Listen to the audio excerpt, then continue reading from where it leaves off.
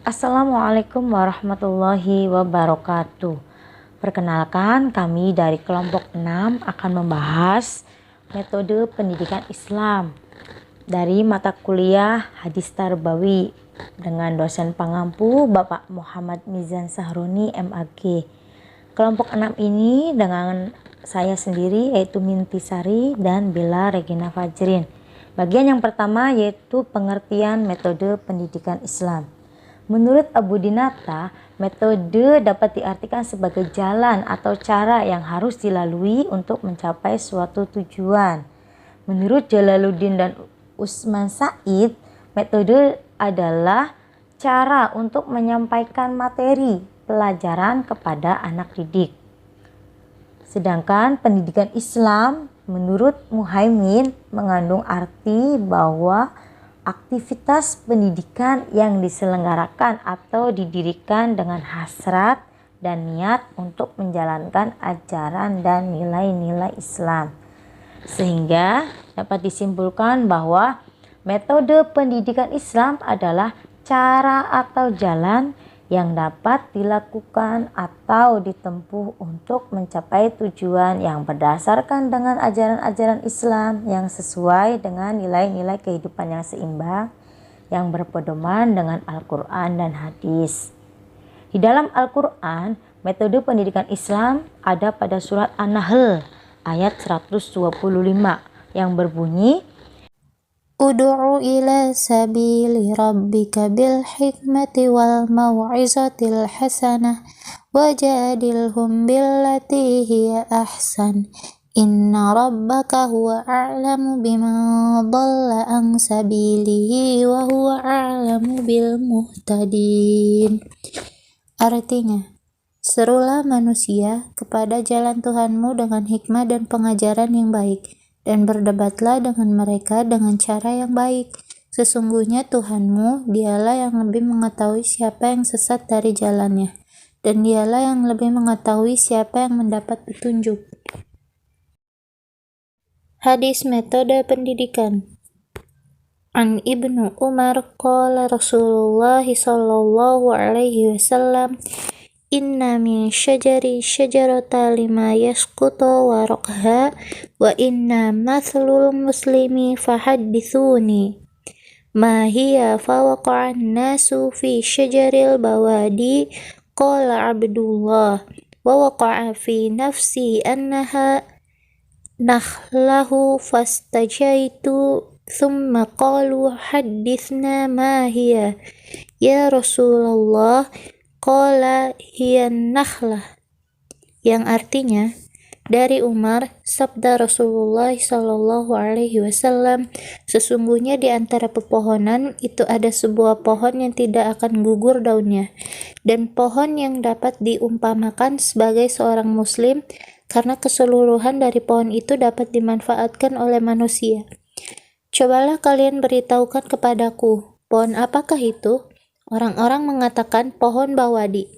Abdullah berkata, dalam hati saya ia adalah pohon kurma, tapi saya malu mengungkapkannya. Para sahabat berkata, beritahukan kami wahai Rasulullah. Sabda Rasulullah, itulah pohon kurma. Hadis riwayat Bukhari. Beberapa hal yang ada dalam sebuah metode adalah 1. Adanya tujuan yang hendak dicapai. 2. Adanya aktivitas untuk mencapai tujuan. 3. Aktivitas itu terjadi saat pembelajaran berlangsung. 4. Adanya perubahan tingkah laku setelah aktivitas itu dilakukan. Bagian yang kedua yaitu macam-macam metode pendidikan Islam. Menurut para ahli pendidikan, yang pertama menurut Abdurrahman Saleh Abdullah, metode pendidikan terbagi menjadi 5, yaitu 1. Metode ceramah, yang kedua metode diskusi, yang ketiga metode tanya jawab dan dialog, yang keempat metode perumpamaan atau metafora, yang kelima metode hukuman. Nah, metode hukuman di sini adalah metode yang sangat buruk digunakan, namun bisa dapat digunakan apabila dengan keadaan yang tertentu. Yang kedua, menurut Armai Arif menerangkan tentang metode pendidikan Islam ini, menggunakan sistem multi approach yang meliputi antara lain satu, pendidikan religius, kedua, pendekatan filosofis, yang ketiga, pendekatan rasiokultural, yang keempat, pendekatan scientific. Berdasarkan multi approach tersebut bahwa penggunaan metode harus dipandang secara komprehensif terhadap anak karena anak didik tidak saja dipandang dari segi perkembangan, namun harus juga dilihat dari berbagai aspek yang mempengaruhinya. Yang ketiga, menurut Abdurrahman An-Nahlawi, di antara metode pendidikan Islam ini yang paling penting dan menonjol adalah satu, metode dialog Qur'ani dan Nabawi. Yang kedua, mendidik melalui kisah-kisah Qur'ani dan Nabawi seperti cerita-cerita Nabi. Yang ketiga, mendidik melalui perumpamaan Qur'ani dan Nabawi. Yang keempat, mendidik melalui keteladanan. Sebagai contoh teladan yang baik adalah Rasulullah Shallallahu Alaihi Wasallam yang sesuai dengan Al-Quran surat Al-Ahzab ayat 21. A'udzu billahi minasyaitonir rajim. Laqad kana lakum fi Rasulillahi uswatun hasanatun liman kana yarjullah wal yawmal akhir wa dzakarallaha katsira.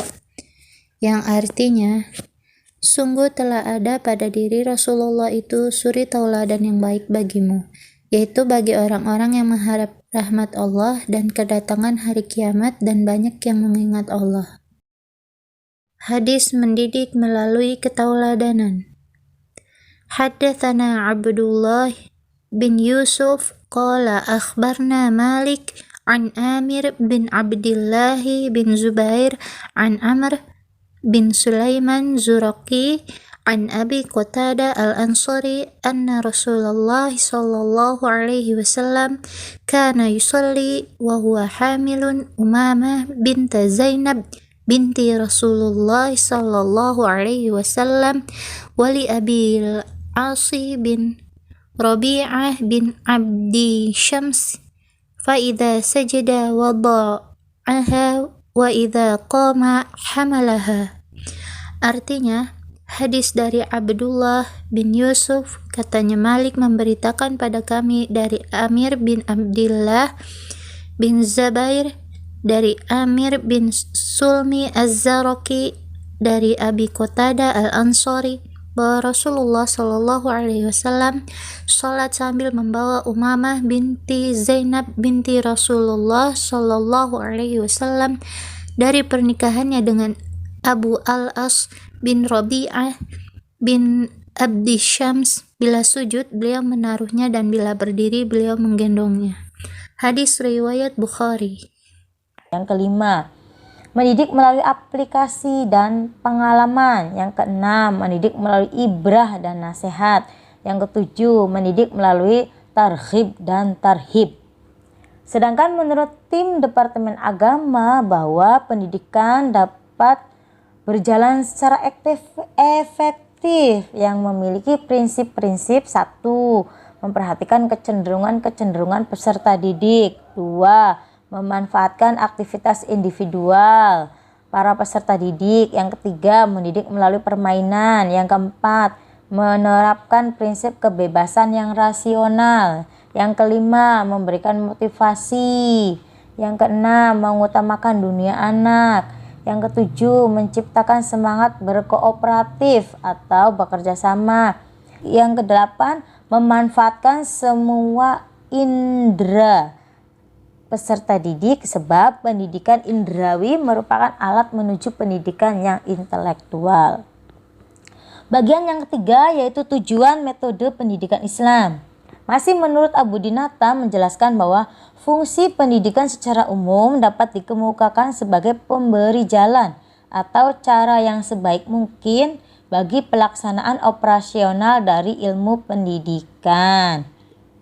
Jadi ketika menyampaikan suatu materi pendidikan kepada peserta didik, sebagaimana yang disebutkan tadi bahwa metode itu harus sesuai dengan unsur penciptaan, yaitu jasmani, akal, dan jiwa, dengan mengarahkan agar menjadi orang yang sempurna.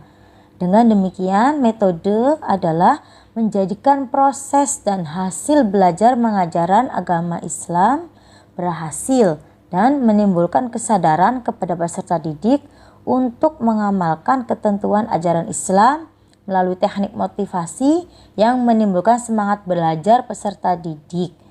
Dengan demikian, bahwa fungsi metode pendidikan Islam adalah mengarahkan keberhasilan belajar, memberi kemudahan kepada peserta didik untuk belajar berdasarkan minat, serta dorongan usaha kerjasama dalam kegiatan belajar mengajar antara pendidik dengan peserta didik. Demikian pemaparan dari kami kelompok 6. Kurang lebihnya mohon maaf. Billahi taufiq wal hidayah. Wassalamualaikum warahmatullahi wabarakatuh.